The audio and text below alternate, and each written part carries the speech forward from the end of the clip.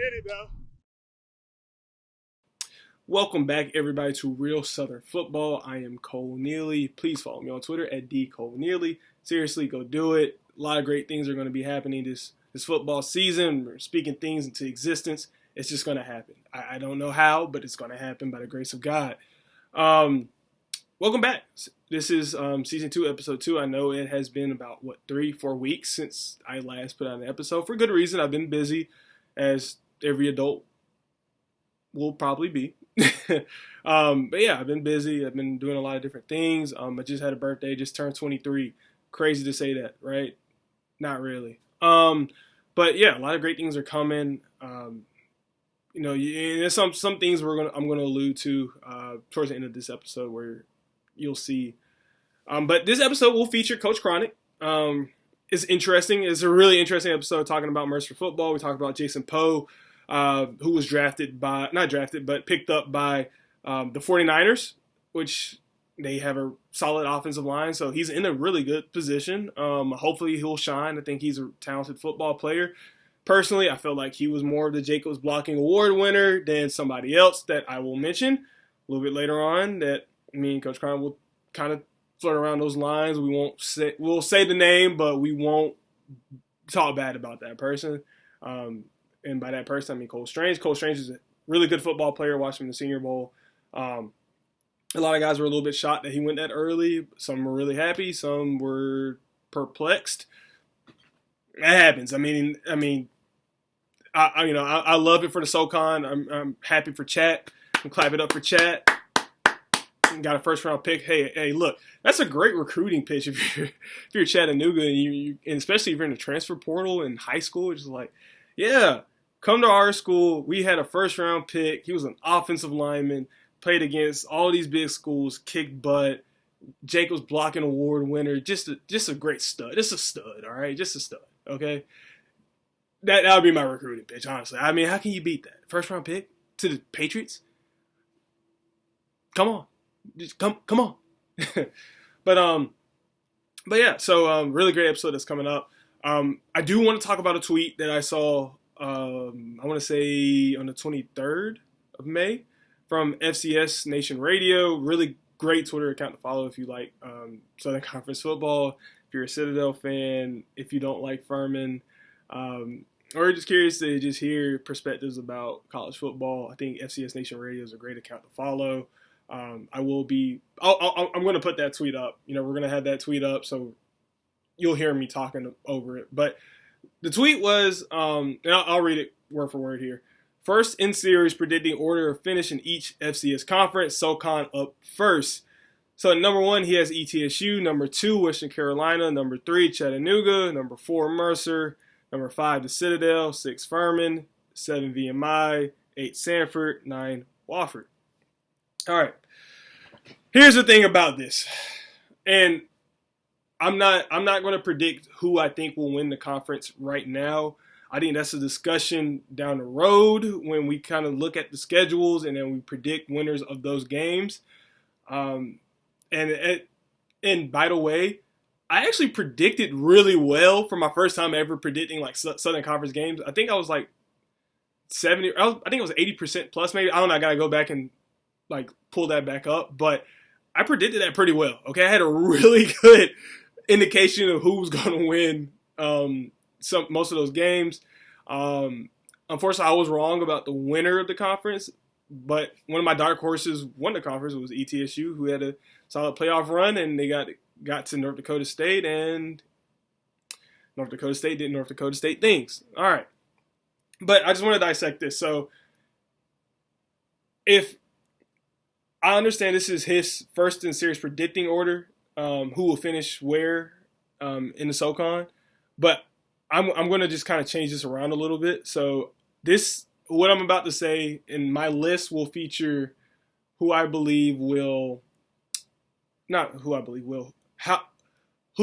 1 through 9, who's ranked where at the start of the season. So this is my preseason ranking. So what I'll say, this is what I'll say this as a preseason ranking.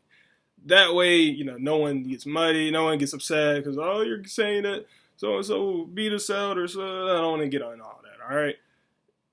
Preseason rankings right here. this is fair. This is who I think, in just terms of power rankings, this is where I just feel like some teams are right now, and where some teams will probably be when the season starts. I mean, but let's go ahead and just jump into this real quickly. Number one, ETSU. I think that's safe to say. I think ETSU is a solid pick. They again, you get guys that are coming in the transfer portal. I mean, I just feel like they could drop off to number 3 if anything. I think they can flirt between 1 or 3, and I'll say why right now. I think it comes down to, if, from what we heard from the interview with Coach Quarles, if Tyler Rydell isn't the guy and Brock Landis is the guy, we got to see Brock Landis prove himself in games first, in a new system, which is second. We got to see how that works out. We got to see how that gels together.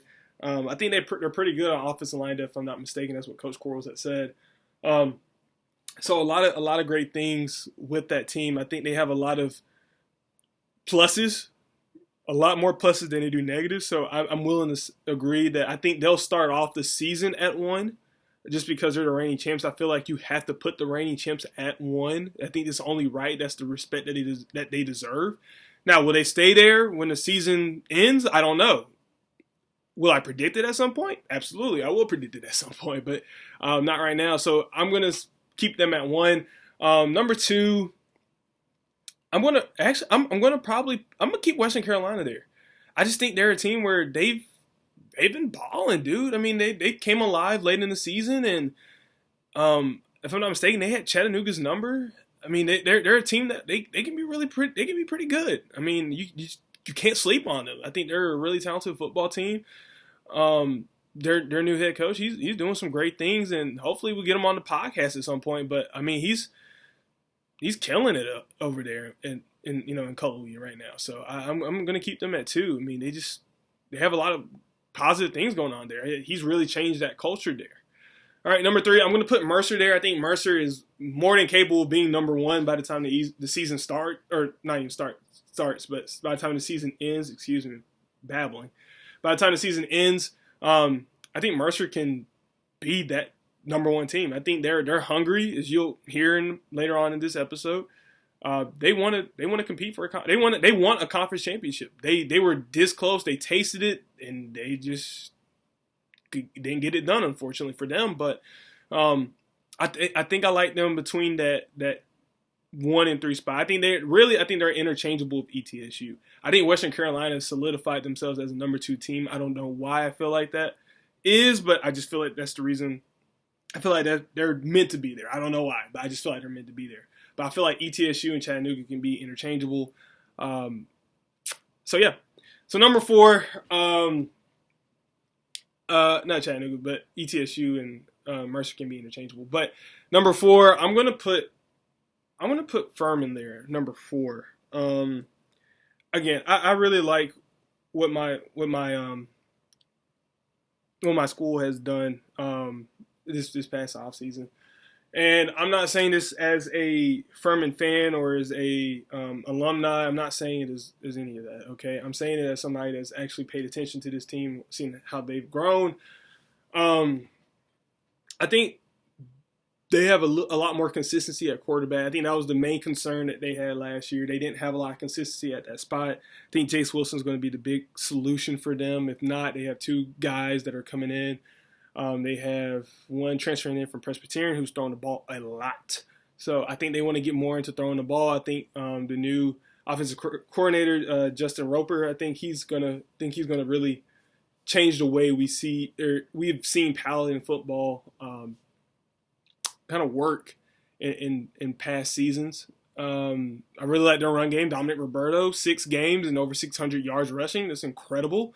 Defensively, yes, you lose a lot of your defensive line, but they have talented guys that are still there. I mean, Bryce Stanfield, I think he's going to be a guy that is going to just dominate up front. Matthew Sachoka, I mean, there's just so many different things. I mean, Jeremiah Jackson. I mean, there's so many things that they have. I mean, they can be really good. They can be a really good football team. So I think Furman will probably be my number 4 team right now if the season were to start today. Number 5, I'm going to put Chattanooga there. Just sometimes they show up, they don't show up. They start off strong, they don't finish strong. I mean, I don't know. Maybe that's another conversation. Maybe I got to talk to Coach Rusty about that one. I don't know. Coach Rusty, right? If you listen to this episode, please come on the podcast. And I really want to talk about what's up with this episode with Chattanooga. They start off strong, and then they kind of fade off. Start off strong, and then just fade off. I don't understand that, but I would love to talk to him more about that. I feel like he'd give me great insight. He might cuss me out. I don't know. But I would love to talk to Coach Wright about that. Yes, so that would be my number 5 team. My number 6 team.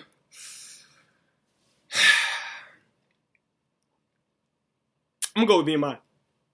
I'm going to say VMI. I just think they have more potential there. I don't know. I'll go more in depth about VMI at a later point, but I don't know. I like VMI. Number 7, I'm going to say the Citadel. They lost their starting quarterback, if I'm not mistaken. And it seems like their offense just couldn't really get much going. I'll never forget. When I was in the booth as a color analyst for the Furman and Citadel game, and when the head coach for the Citadel was getting upset, and it just it's a funny moment. I'm not gonna lie to you. It was a really funny moment, but he was just so upset. I forgot what call it was. I think it might have been a holding call that kind of cost him the game, if I'm not mistaken, something like that. But it was just a funny moment. So I'm sorry, I just laugh at that.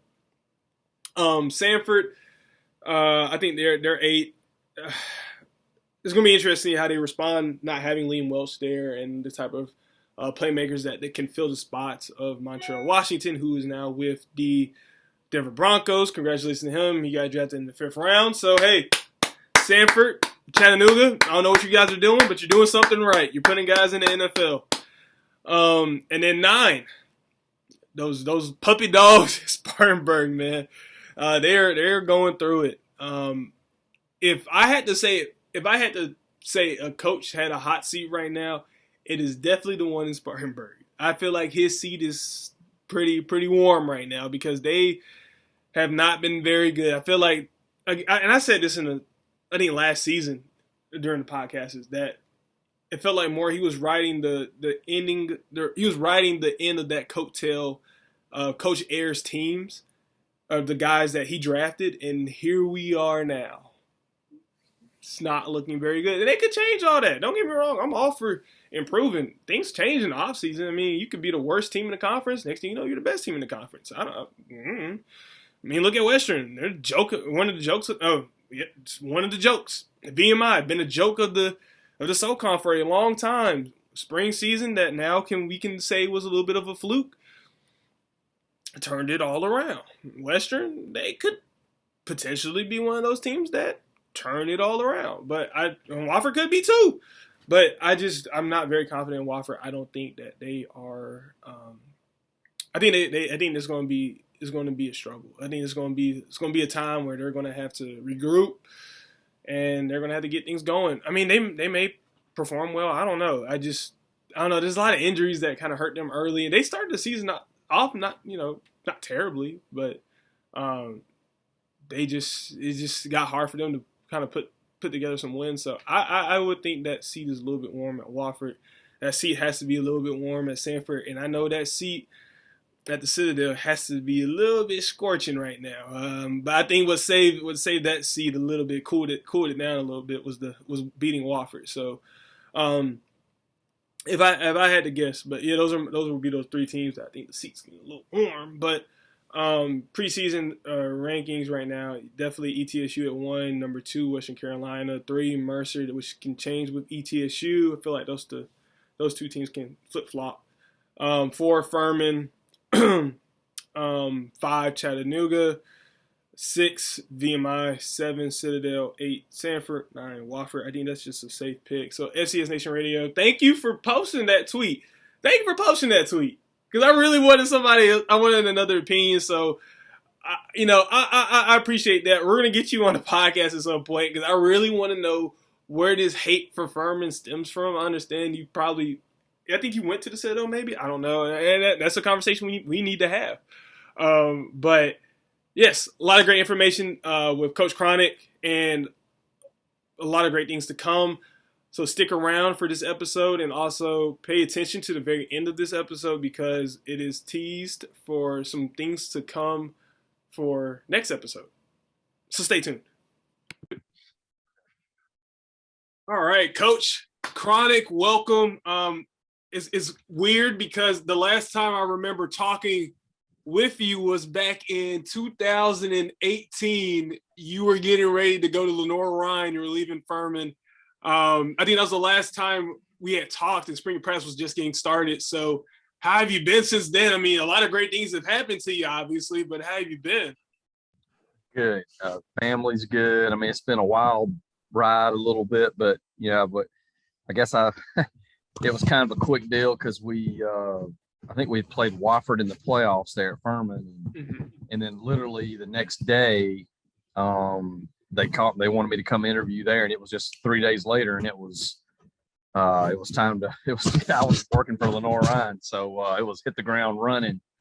And we took over a program that I think they've gone 3-7 and 3-8 the 2 years prior, and so we had our hands full. We had to get it fixed, and it just the Lord blessed what we were doing, and kids did a great job, and coaches did a good job, and we turned it around, and I guess went 12-2 in the first year, and then 13-1, and played in the national quarterfinals both years, and that led to the opportunity at Mercer. So, which is Mercer's back in my home state of Georgia, and so we've been blessed. We've been blessed. Oh, you've definitely been blessed. And I just want to go ahead and jump right into, I guess, the one thing that you really want to put you want to close the chapter on, and that's that championship game last fall between ETSU and, of course, your Mercer Bears. With the amount of time that was left in that game, what was kind of going through your head, I guess, on that last drive that ETSU had? It just felt like it was kind of hard to stop them for a second. And then you guys got the ball back. You go for a field goal. You don't get the field goal. What was, I guess, those last few minutes of that game like in your head as a head coach? Because a lot of people want to say, "Oh, think about this, think about that." But what was that moment like for you? First of all, it's fun.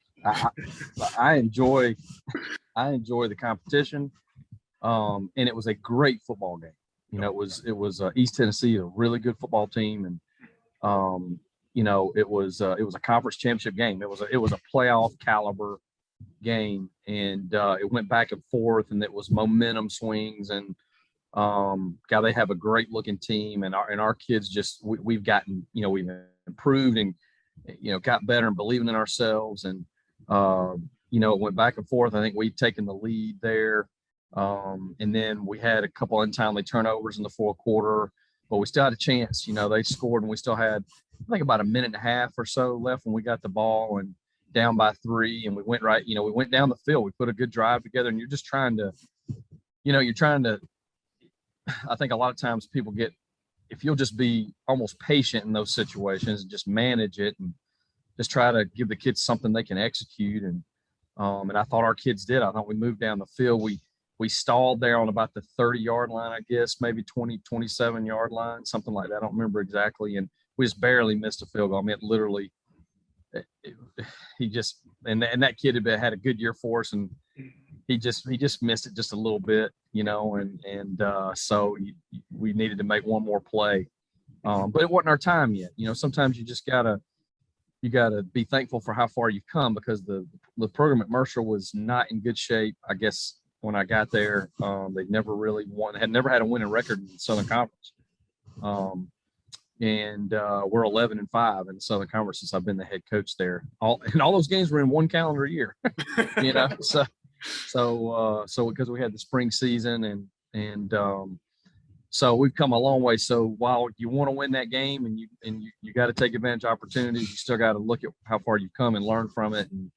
And our guys, they were hurt. It crushed them, which is great, because that means that there's buy-in, but they care, they worked hard, and And East Tennessee had that kind of a year. They won a lot of they won some games. Like even their playoff game versus Kennesaw State was just crazy at the end. Mm-hmm. They beat Vanderbilt. They had a good football team, and we were right there. So just got to make one more play. Yep, 100%. I agree with that. As I was keeping up with both teams throughout the year. That Vanderbilt game that ETSU had was just crazy because it's not every day you hear about SoCon team just manhandling a Power 5 team. Yeah, beat them down. Right, just beat them down. Yeah, beat them bad. And then I don't want to take too much away from what your squad did too. I mean, you guys were hanging with Alabama for a good portion of that game, and of course, it got a little bit out of hand towards as the game was going on. But that it doesn't diminish how good your team was during that year. So, I mean, just looking at how things are and where the team is going, how has this offseason been for you and the guys? What's that mentality? What's the offseason philosophy? There's always a different offseason philosophy for, every year after a season's over. So what's this year's offseason philosophy? Well, first of all, it's nice to have an offseason. Okay. It's when I got the job, we came in and started implementing our culture, our values. Mm-hmm. When we got 2 days into spring practice and the pandemic hit and they sent us home. So the second spring, we played 8 games. So this was our first true chance to have a spring practice. And we went earlier. We went in February for spring and got our 15 days in. And then since that time, obviously, we've just been training, weight room, trying to get bigger and stronger. And that's been going really well. But I needed an off season personally. I'm going to be honest with you. Our kids needed it because there had been 3 straight, because we actually played 3 games the previous fall, so we played a 3-game season in the fall of 20. Then we played an 8-game spring last spring, and then of course played a full season. So we've been really doing game preparation, just constantly. Okay. And so this spring, it was just good to worry about us and develop. And even though we were working really hard, I felt like the batteries were recharged. And our guys, we've laid a foundation now, and honestly, the right kids are gone. Okay. Sometimes you have a little addition by subtraction. And then we've been able to add pieces, and now everybody understands how we want to do things. And our kids are doing a great job. They're really doing a great job. We've been blowing it away in the weight room. And those were the things we wanted to do. We wanted to have a good spring to get better fundamentally. And then we wanted to have a really good off season of true training. Like I said, for the first time since we've been there. I mean, the previous fall, we actually were training during the pandemic. We actually did our weight training outside. We did a lot of things outdoors. Right. And sometimes it'd be 40 degrees out. I mean, so now we finally actually got to be in the weight room constantly, doing things. Our guys are actually doing finals this week coming up. So we're kind of tying everything together this spring, and we'll bring them back here in June and have a good 8-week cycle in the summer. We actually played week 0 this fall. Okay. And start off with Morehead State, right, and then play Auburn, Gardner Webb, and then the SoCon. So it's we got a full schedule in front of us. Oh yeah, nothing like playing the good old teams in the state of Alabama, huh? And especially the SEC. Yep, that's it. So with the culture aspect of what you've implemented, not only in your time so far in Mercer, but what you did in Lenore-Ryan, as successful as you've been so far in your career, how exactly do you implement a culture to where guys buy in? How does a head coach like yourself, how are you able to do it? Because so far you've done it at Reinhardt when you were there at one point. You've done it at Lenore-Ryan, and right now you're doing it at Mercer. You're turning programs around. How exactly do you do that? I had a great opportunity to start a program from scratch at Reinhardt, and I got to do it with my dad. Okay. And my dad was the first. I played for my dad in high school. He was a longtime high school coach at East Coweta High School there in Georgia. And so I was at Furman, one time before, and I was there about 9 years, and we left there in 2010, and we had the chance to start that program from scratch. So I got to learn a lot, and I got to be around a guy that I think is really special. This my dad. I got to play for him in high school, but I wasn't mature enough to really appreciate everything that he did and how he handled things. And I believe my dad's a culture builder. I believe he loves players. He tries to honor the Lord the way he runs the program, and he holds people accountable. Okay, but he does it in a way where they know he cares about it. Right. And so I learned a lot just starting that program from scratch. And then he retired after 2 years there, and I got to take over as head coach. And I'm not him. My personality is going to be a little different than him, but those base values, we took that and then I added, who I am to that in that leadership role. And what's really important to me is that, like I said, we honor the Lord the way we do things. And our 3 pillars of our program are love, compete, believe. If you come in our hallway or in our locker room or in my office even, you can see those things on the wall. And we have scriptures that go with those, each one of those pillars. And I really believe this now. If a group of kids love each other, they generally, whatever they have in them, okay, however good they can possibly be, they'll reach it. Okay. And so, but it's hard for them players to really do that unless we as coaches love each other and then love them, and that's tough love sometimes. You love people by holding them accountable, by believing in them, okay, by putting them in situations where they can be successful. And when I got to Mercer or any place I've ever been, when we got to Lenore Ryan, you're trying to implement those things. And when you're trying to do things at a championship level, champions act like a champion on a daily basis. That's what builds into that. They don't just show up on a Saturday and get it done. There's a process to that, and you're building habits. And when you come in and you implement that, we come in, we're loving our players the right way, which means we're going to be in study hall. We're going to be at class every day, 5 minutes early. We're going to be in the weight room, ready to go on time. We're going to eat a certain way. We're going to get up, eat breakfast together. We're going to go do some community service. We're going to make good grades. We're going to hold people accountable for developing, because if you come in the program and you don't gain weight and put muscle on, all right, you're not holding up your end of the deal. So there's accountability that goes with that. But there's also kids seeing us fight for them, seeing us believe in them, seeing us stand up for them, and seeing us hold everybody accountable at a high level. So nobody's getting, you can't look at one guy and go, well, they're treating him different than they are this guy. We're treating whether you're the 4th string kicker or the 1st string quarterback or all conference, whatever, you're being held to the same standard. And so I think when kids see that and you have that consistency, most of them will buy in. Sometimes people find an exit ramp, and that's okay. That means they need to be somewhere else. Okay. But we talk about loving each other. We talk about competing at a high level, and I'm talking about daily in the classroom. Okay. If they tell us we're going to play in the parking lot at 2 a.m., let's show up and be ready to go. I got 3 sons at home. We all got to learn to compete. I was just outside playing pickup. I'm 48 years old and I'm decrepit and can't hardly move anymore, but we're out there going at it. Okay. Because you got to fight to win. You gotta go earn what you want, and you got to do it with integrity and do it the right way, and it's okay if you fail. It's okay if you fail. It ain't okay if you didn't compete. Okay. So we talk a lot about competition. And then our last thing is believe. And I think if you'll just hang on to, if you just do things right over and over again, treat people good on a daily basis, bust your tail, at some point, something good's going to happen. It's coming. Okay. It's going to happen when you're ready for it. So those are the things we talk about. And those are the things that are important to me and my staff. And I have a great staff who honors those things, because it takes a bunch of guys. It takes a bunch of people to run a program that are all have the same message and are all heading in the same direction. Okay. And so everybody, the strength coach is critical in that. Coach Evan Barr, our strength coach, is critical in that. He's a good man that understands what we want to do. All my assistant coaches, hey, same consistent message. Hold your kids accountable. Be hard on them, but they need to know you care about them, and then you need some good things to happen just to solidify that. If all the work you're doing and the kids don't see something, okay, you need that. And so far, we've been fortunate. At the Lenore Run, it happened really fast. We were straight. It just, everything went right. Okay.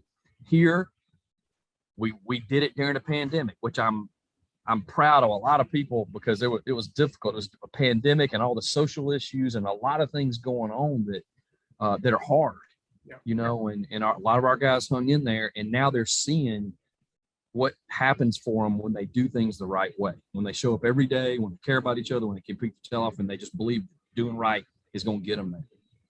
And so this semester has been so much fun for me, because you can see the glue really drying on all those things with our team. We have a foundation laid. They understand those things. We're not perfect. We're not all the way there yet. But they're buying into those values, and I like our players. I like them. They're fun to be around, and they're trying to honor what we're asking them to do. We don't have any perfect people, okay, but they're trying hard, and that makes it fun to coach them because they want to be coached. You know, they want to do right, and they believe. Our kids think we're going to win every game next fall, and that's what I want them to. You gotta have that expectation, yeah. You gotta have that. So absolutely, we want to have confidence, but we want to be confident because we're prepared. Okay, being prepared makes you confident. Okay, and you know, and this is a great league we play in. Anybody can beat anybody. You see it all the time. Oh yeah. You got to be ready every week. It doesn't. I mean, everybody can beat you. You know, so it's a great challenge to be prepared at a high level every week and show up and play the same way at a high level every week. But it's fun. I enjoy it. I mean, this is, you can probably tell I'm excited about where we're headed and what we're doing. So I mean, I got jacked up just listening to you talk. I mean, I felt like I was playing for you. And listen to what we did, you know, at Furman that the year I was there, you learn a lot from people. You learn a lot being around. Coach Henderson's a good man. I learned things from him. I learned things from being around Coach Quarles and Coach Staggs. And, you know, you're always picking up something. You're always trying. I mean, but heck, they had won 3 games the year before we got there, and we went to second round of the playoffs that first year. So I really think it's about those things. It's about believing in what you're doing and guys coming together, you know, and caring about each other. And I'm proud of what we did at Furman. I'm proud of what we did at Reinhardt. I'm proud of what we did at Orion. Now I'm proud of what we're doing at Mercer. Yeah, I mean, no doubt. I mean, just the amount of success you've had so far. I mean, guys really blessed you. And that's something I do want to touch in a little bit more, kind of a little bit later on in the episode. I do want to make sure we cover all the SoCon Mercer stuff, you know, and then I really want to kind of tune in more on the man, you know, that's kind of started it all so far, you know, with this Mercer football team since the pandemic has happened. So I will come back to that. But just a side note, just kind of speaking about the SoCon, does it not feel weird that just about every season, whoever wins the conference always loses at least one game? No one can just outright win it all. It's tough. I mean, it's a tough. It's hard. I mean, it's really hard. So I guess with all the preparation that goes into it and all the players that you have at Mercer, how hard is it to really prepare against a lot of these teams that you play against? Well, I mean, you know, some programs, sometimes they get a different coach or a different coordinator on offense, so there's constant change. But then you also have those folks that have, you know, been there a while. And so it becomes even a different kind of chess match because you've had matchups versus Dwayne Vaughn at front, you know, so what he's doing defensively, what we're doing offensively or vice versa, you know, the defense coordinator, you know, at East Tennessee's been there forever. I mean, you know, so you kind of know what he's going to do, but what wrinkle is he going to throw in? I mean, so it's fun. It's constantly, you're trying to, what do we need to show them this time? What have they not seen us do? How do we change it up, you know, but still do what we do fundamentally? And, you know, it's going to be interesting. You know, the team that, you know, Western is kind of an interesting team. You know, they're an interesting team, you know, because they got a lot better as the season went on. And they'll have some really talented players. And, you know, you look at, I mean, VMI, that guy does a great job up there. You know, they've had our number. That's the one team we have not beaten in 2 tries. And we got to figure that out, you know. So every week is its own, you know, battle, and then, you know, there'll be changes. So, you know, Furman's got a new offensive coordinator. You know, East Tennessee's going to have a new offensive coordinator. You know, new head coach there, obviously. And you know, Sanford, they're not going to change offense. So they're going to throw it all over the place like they've been doing. You know, so every, you know, it's kind of figuring some of those things out early in the year when we play against Morehead State. They've had a head coach there for several years, and his coordinators have been there. So you kind of, how much are they going to change? Probably not a lot. So what we're trying to do this offseason is have just maybe 4 or 5, especially teams that we're playing earlier in the season, where we go ahead and do some preliminary, you know, game planning just to make sure we're ahead of some things. And that's the stuff I enjoy anyway. I enjoy, you know, just trying to figure out how can we get them. You know, how can we get it? That's right. You know, so, but it's challenging. There's really good coaches in this league. There's you know, people are sound and they play hard and they have good players. So I think I really felt like it was I'm gonna be honest with you, pure honesty. I thought it was a slap in the face that we didn't get in the playoffs in the fall. 100% agree. But that's okay. We haven't been there. We've got to show people we deserve to be there. And the bottom line was we needed to win another game to do it.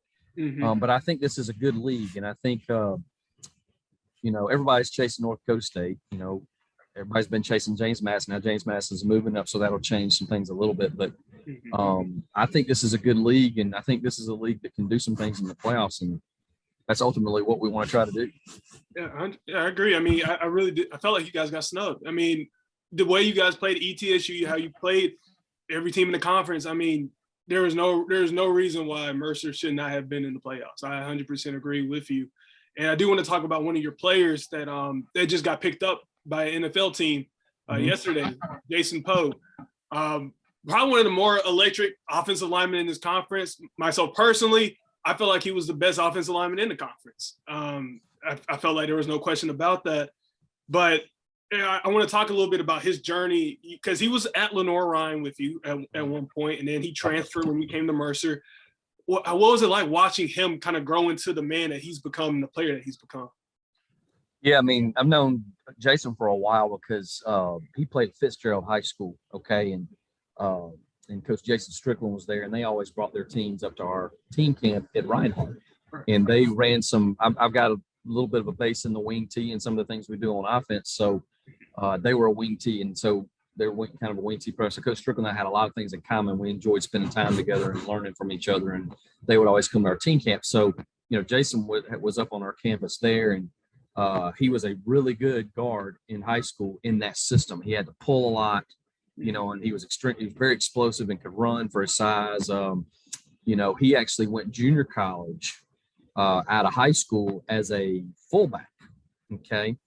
And then we got him when we got the job at Lenoir-Rhyne, we were looking for a lineman who could do some of the things that we do on the jet sweep, which is have a guard that could pull out in front of that thing and block some people in space. And that was the guy we kind of worked out. He came with us, and he actually played at probably 240 or 250 for us at Lenoir-Rhyne. He won the Jacobs Blocking Award twice there. And when I got the job at Mercer, he still had another year to graduate. So that was before the new transfer portal rules where, you couldn't transfer up a level and be eligible immediately. So he finished his degree and then came on with us. When he showed up on our campus, he was 290. Okay. And it was like grabbing that wall over there. I mean, he was just, he was strong, explosive, power clean and bench and squat. I mean, just a strong guy in the weight room. And then obviously he's gotten even bigger and at the workout at Georgia, when he went to the pro day at Georgia, I think he was 300, and running 4.9 at 300. I mean, so he is a great young man. I mean, he is just an outstanding person, hard worker, was a good student, and dreamed big dreams and worked to achieve them. And he got that, I guess, that free agent deal with the 49ers, and I have no doubt in my mind, all he needed was an opportunity. Even though he didn't get drafted, all he needed was an opportunity, and he's earned that, so we're excited for him and his family, and because I know how much this means to him to have that chance. Yep, I agree. I mean, like I said, I felt like he was definitely the best offensive lineman in the conference. I really enjoyed watching him play. I thought he was a very explosive player, very good at run blocking. It was just a pleasure watching him play. And now I want to kind of just gear these last two questions regarding just Mercer football here. One is about Fred Payton, a guy that transferred from Coastal Carolina, had an electric season. I mean, he just, the way he played was just outstanding. Had a really big game against ETSU, his last regular season game, or the last regular season game in the 2021 season, had 375 yards passing. Will you expect to see more of that passing game show itself in this upcoming season? Yeah, I mean, I've always been a guy who, I believe you got to be able to run the football. Okay. Right. And that's, that's the bottom line. But we want to take what the defense gives us. And we're a little unusual because you played in my system there at Furman, and, we do some unique things, but we can throw the football. We want to be able to throw the football. And if that's what they're giving us, we need to be able to do those things. So we want to be, I say, be balanced. When I say balanced, that doesn't mean that you're going to run and throw it exactly the same number of times, but you want to let both work together, so that both are good, and you're having success. And and Fred's a very talented young man. He got better throughout the season. He's an old Gwinnett County kid, played at Parkview. And so it was, we needed an older guy to come in. And, we've got, Carter Peavy as well, who played for us in the spring as a true freshman and really had a good season. So I feel like, that's a pretty good room we got right there. It's in the quarterback meeting room, and Fred had a good year, played well against Alabama. He played well, and he'll be the first to tell you that he can get so much better. He's just a lot he's got to work on, but he had a really good spring for us. And he's really locked in. And I think because this is his last season, especially, I think he's really just all into it and doing what he can to make sure he plays at a high level. So, something to prove at the end of the day. I feel like, they want to, as a quarterback, kind of seeing older guys play, especially as a senior quarterback, you had the type of success that you had last season. You get really close to winning a conference championship. You don't get it. That leaves a bad taste in your mouth if you want to finish off your career the right way. So I definitely can see him having that type of year. And now for the young guys that are going to be stepping into some roles, you have some seniors that did graduate. What young guys are you really expecting to kind of have a huge role in the team's success for this upcoming season? It's hard to say. It's we got a lot of guys back, and I think we have, I want to say we have 8 starters back on offense and 8 starters back on defense. And so I felt like, first of all, we played real solid defense last year. My defense coordinator, Joel Taylor, and our defensive staff do a phenomenal job. They're very sound. They got the kids playing hard, playing physical. And so we should have an experienced group coming back. So it's hard to say any young guys defensively. Our most improved player on defense was TJ Moore, a corner from Riverdale. That he played some for us last year, but I see him pushing to be the starter at corner. So that's a young guy that just really came on this spring. Ken Stanley was named our defensive MVP. He's a linebacker that's just a really tough kid. Isaac Dowling is kind of the one that everybody knows on defense. He's that guy that was an All-American as a freshman at Mike linebacker. And he's back. What a great kid and a great leader. We got a pretty experienced bunch up front. Solomon Zaberu is a defensive end that was all conference last year. It's a really good football player. If I think about a young guy, maybe a guy named Miles Jones on defense, just because he plays that cat, what we call our cat, which is that boundary defensive end. Sometimes he's up on the line of scrimmage. Sometimes he drops. But he's a guy who I think could push for that starting role, and he'll be he'll be a second year guy. And then we had our rover graduate, who's our boundary safety, and so we're looking for a guy to step in there. We had another guy transfer from Coastal named Shaheem Watkins, who's really impressed me this spring. And there's some young guys in the secondary who had really good springs. Guy named Miles Redding, who went to Whitfield Academy there in Marietta, Georgia, who really has a high ceiling. I think he's going to play a good bit back at safety. And, so Lance Wise, obviously another name that everybody knows. He was an all-conference safety for us. So we got some guys back on defense. So I feel really good about that. Offensively, if we can, we lost our 2 guards. Okay. One of them, Pogue, and another, both those guys, to graduation. And so, but I feel like our skill guys have really come on this spring offensively.